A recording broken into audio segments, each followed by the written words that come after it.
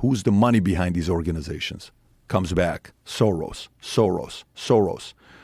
How do you feel about the kind of power they have right now to fight against them?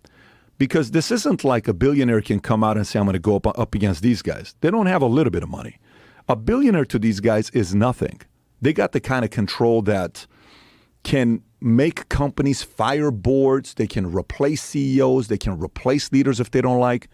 They have their hands so much into it where many times when people say the people of power, I'm kind of like, who are the people of power?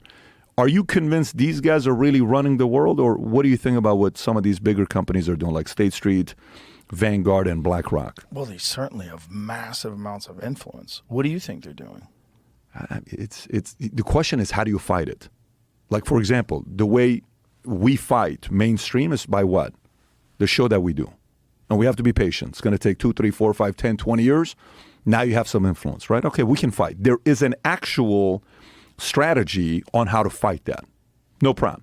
You got a kid in school who's a bully. He's bigger than you. He keeps bullying you. You have a strategy on how to beat the guy. You take a year, jiu-jitsu 2 years, this, that. Boom. One fight, he knows, I'm never going to touch Joe again. Screw this thing. I'm not doing this no more, right? There is a play to it.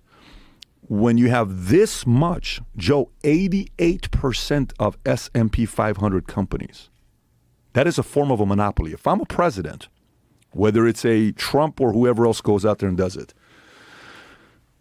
our monopoly law in America is 50%. They say 50%. Like if you tie and said, at what point is it 50%? I've done calls with the FTC. Like we had one of our guys' technology we were using.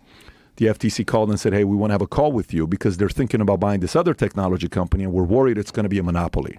So we had the call, okay?